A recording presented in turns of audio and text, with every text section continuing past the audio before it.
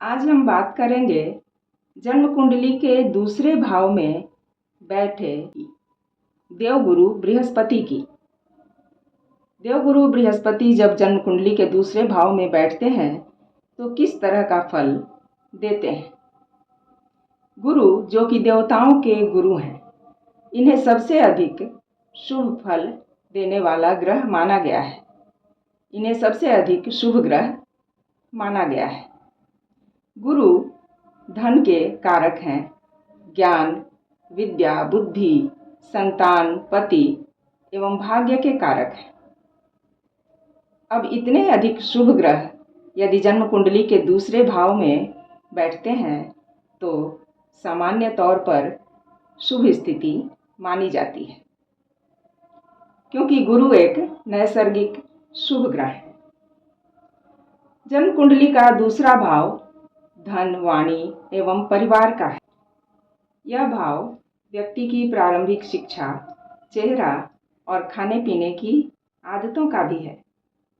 अब यदि इस भाव में गुरु बैठते हैं तो किस तरह के परिणाम देंगे, इसको जानते हैं। तो आइए सबसे पहले जानते हैं कि किन स्थितियों में गुरु शुभ फल देते हैं। गुरु यदि अपनी उच्च राशि में होते हैं तो सबसे अधिक शुभ फल देते हैं। गुरु की उच्च राशि है कर्क राशि।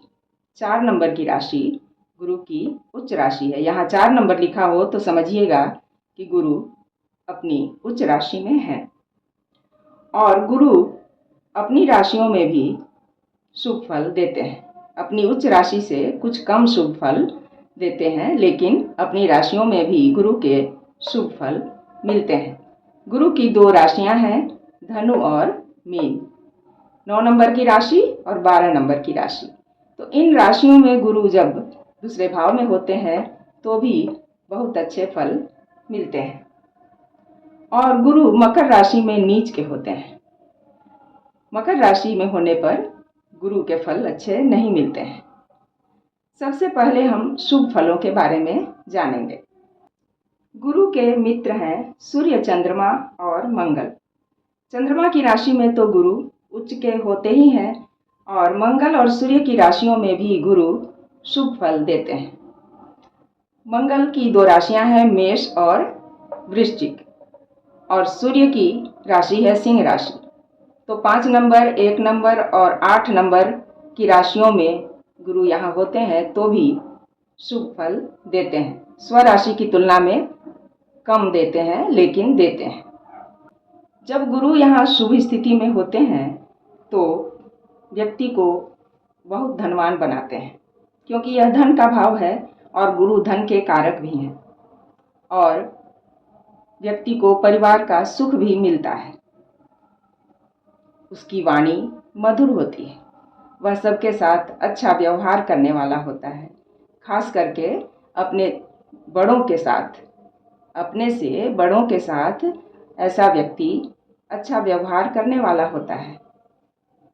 गुरु शुभ स्थिति में होते हैं तो अपनी 5वीं दृष्टि से छठे भाव को देखते हैं। छठा भाव रोग, रिपु, ऋण का भाव होता है। तो अपनी 5वीं दृष्टि से जब गुरु यहाँ देखते हैं तो व्यक्ति को बीमारियों से और शत्रुओं से बचाते हैं। गुरु की 7वीं दृष्टि यहाँ 8वें भाव पर पड़ती है। 8वां भाव आयु का भाव होता है। तो ऐसी स्थिति में गुरु आयु में वृद्धि करते हैं। और यह भाव कष्ट का है, अचानक घटने वाली घटनाओं का है और ज्योतिष का भी है, गूढ़ रहस्यों का भी है, और यह भाव ससुराल का भी है। तो गुरु जब यहाँ दृष्टि डालते हैं तो व्यक्ति को अच्छा ससुराल मिलता है। सबसे पहले तो हम ससुराल के लिए ही चिंता करते हैं। तो यहाँ गुरु की दृष्टि पड़ने से व्यक्ति को अच्छा ससुराल मिलता है और कष्टों से गुरु हमेशा बचाव करते हैं, लंबी बीमारियों से बचाते हैं। और व्यक्ति की रुचि ज्योतिष में हो सकती है या किसी भी तरह के गूढ़ रहस्य में रुचि रखने वाला व्यक्ति होता है। गुरु अपनी 9वीं दृष्टि से 10वें भाव को देखते हैं। 10वां भाव नौकरी और व्यापार का होता है। तो ऐसी स्थिति में जब गुरु यहाँ शुभ स्थिति में होते हैं तो व्यक्ति को अच्छी नौकरी मिलती है और उसका व्यापार भी अच्छा चलता है। वह जो भी करता हो, यदि नौकरी करेगा तो अच्छी नौकरी मिलेगी और व्यापार करेगा तो उसका व्यापार बहुत अच्छा चलेगा। तो गुरु जब शुभ स्थिति में दूसरे भाव में होते हैं तो इस तरह के फल मिलते हैं। अब यदि गुरु दूसरे भाव में शत्रु राशि में या नीच राशि में हो तो किस तरह के परिणाम मिलेंगे, आइए इसको जानते हैं। गुरु मकर राशि में नीच के होते हैं।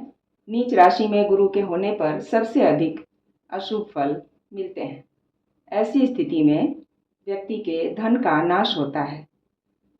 उसके पास धन संचित नहीं हो पाता है। जो भी संचित धन होता है वह खर्च हो जाता है। परिवार में कलह होता है। ऐसा व्यक्ति अपने से बड़ों का सम्मान नहीं करता है। उसकी वाणी कड़वी होती है। शिक्षा में रुकावटें आती हैं। नौकरी एवं व्यापार में भी कठिनाई का सामना करना पड़ता है। गुरु यदि शुक्र और बुध की राशियों में होते हैं तो भी शुभ फलों में कमी देखी जाती है। और गुरु कुंभ राशि में जब होते हैं तो शनि गुरु से समभाव रखते हैं, तो कुंभ राशि में मिश्रित परिणाम मिलते हैं। हालांकि शनि की राशि में ही गुरु नीच के होते हैं, लेकिन मकर राशि में ज़्यादा अशुभ परिणाम मिलते हैं, परंतु कुंभ राशि में गुरु के परिणाम मिश्रित रूप से देखे जाते हैं।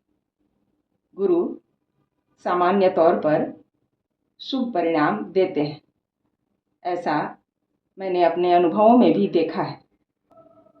अब गुरु शुभ स्थिति में हो या अशुभ स्थिति में, जन्म कुंडली में देखने के बाद अपनी नवमांश कुंडली को अवश्य देखें, क्योंकि नवमांश कुंडली का प्रभाव बाद के जीवन पर दिखाई देता है। तो जन्म कुंडली में यदि गुरु उच्च के हों और नवमांश में नीच के हो जाएं तो ज़्यादातर फल नीच के समान मिलते हैं, और यदि जन्म कुंडली में गुरु नीच के हों और नवमांश में जाकर उच्च के हो जाएं तो फिर उच्च के समान फल मिलते हैं। तो आशा है यह जानकारी आपको अच्छी लगी होगी। जानकारी अच्छी लगी हो तो वीडियो को लाइक करें, चैनल को सब्सक्राइब अवश्य करें। कमेंट में यह अवश्य बताएं कि आपके गुरु किस भाव में बैठे हैं।